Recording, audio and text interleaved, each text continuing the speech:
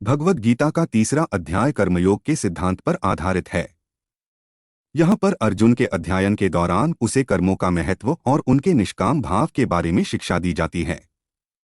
यह अध्याय आत्मा को स्वतंत्र बनाने के लिए कर्मों के द्वारा संयम और सेवाभाव का महत्व बताता है। गीता के तीसरे अध्याय में भगवान कृष्ण अर्जुन से कहते हैं, कर्म की तुझे ही हक है, लेकिन फल की चिंता मत कर।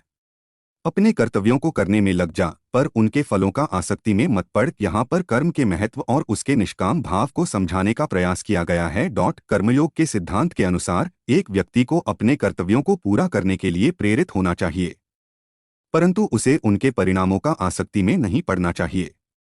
वह अपने कर्मों को निष्काम भाव से करे, यानी केवल कर्तव्य की प्राप्ति के लिए, बिना किसी भी फल की चिंता किए।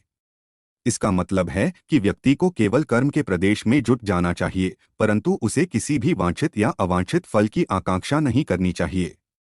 इस प्रकार कर्मयोग उसे आत्मा की आज़ादी और मुक्ति की दिशा में अग्रसर करता है। यहाँ पर कृष्ण भगवान अर्जुन को समझाते हैं कि सच्चे कर्मयोगी व्यक्ति अपने कर्तव्यों का पालन करते हैं, परंतु वह उनके परिणामों में सकाम नहीं होते हैं।